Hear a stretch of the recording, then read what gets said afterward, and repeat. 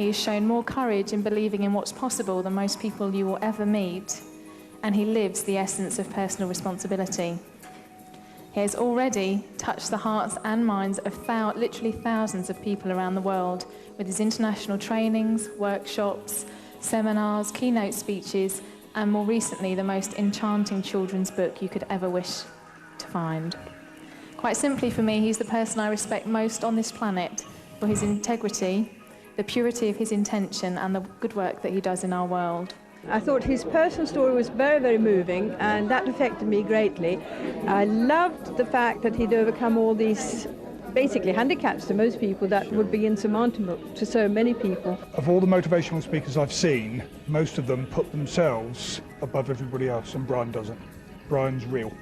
He's a proper person, and the simple fact that he stands up and tells people he couldn't read and write, that makes him a proper person. Because there's an awful lot of people out there that aren't educated and don't know where to start.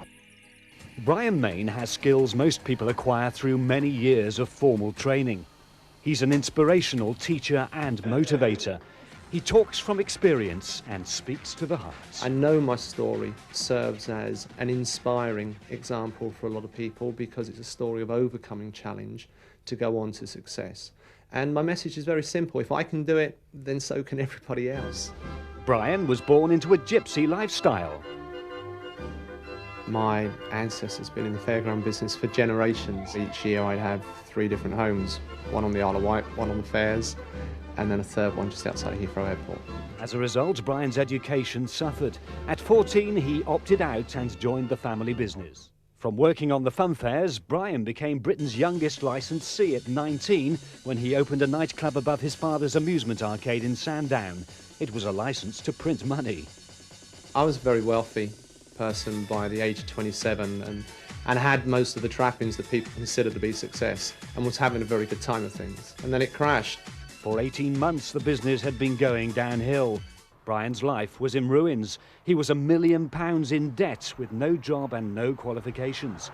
He eventually joined a sales team where he met his mentor, Mike Rosewarne from Petersfield. And he was teaching a very simple message, which was, if you think you can, you can. Within 12 months, Brian could read and write, then developed a thirst for knowledge and workings of the mind. I never went back to school. I didn't have any night class, no instruction or tuition from anyone.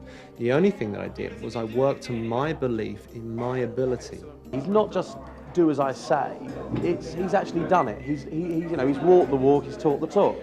Whether it's helping children achieve their full potential or aiding multinational companies to get the best out of the workforce, Brian's non-academic approach seems to work. It's common sense. Unfortunately, it's not always common practice. The fairground child still has no qualifications, but his wisdom and insight can inspire people of all ages and walks of life. If I had the ability to turn back time, I would not change any of it. In joining the sales company, I met a man who had been brought into the sales company doing work very similar to what I do now to start raising people's belief in themselves. And he started to say some things to me that made the biggest difference.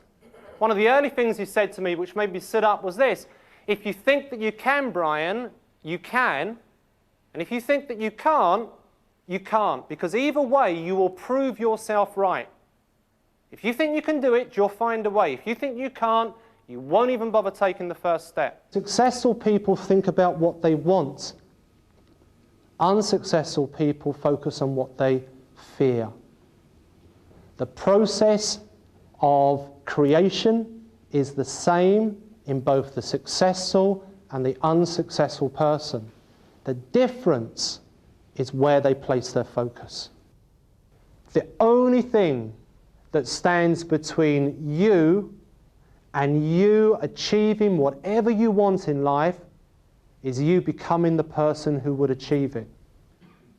Now, I don't care if the situation is plucking up the courage to go and speak to somebody you find attractive, picking up the phone to make the call you've been putting off, putting yourself forward for the interview, for the promotion you know you deserve. The way you think about the situation will determine how you feel about the situation. And those two together will either inspire you to take action or keep you rooted to the spot in fear. What I've discovered in teaching this in many countries to thousands of people is that the essence of taking you where you want to go is about getting a picture of it here. And if I ask people to sit down and visualize for, say, 30 minutes on whatever they want to achieve in life, most people can't do it. Their bum aches, they get tired, they get distracted, they look around the room. But if I ask people to create a goal map for 30 minutes, the physical effort of drawing and the mental concentration means whatever they produce on the outside, they also produce here on the inside. This is a way of holding your focus on an image of what you want. Think your best thought. If you will do that, it will help you to create your best feeling. The two of those combined will lead you to take your best action, which will create for you your best results, and ultimately you will live your best life.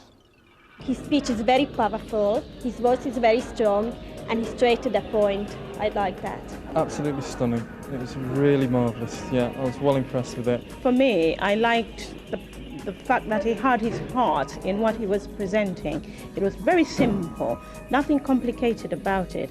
And I liked the way he presented, or the way he made it so simple, the fact that what you think is what you become. He made that really simple, and it's something I'm going to think good things from today on. I've got more potential to look to the future and to what I want to do when I'm older. I can visualise myself actually conquering my dreams in the future.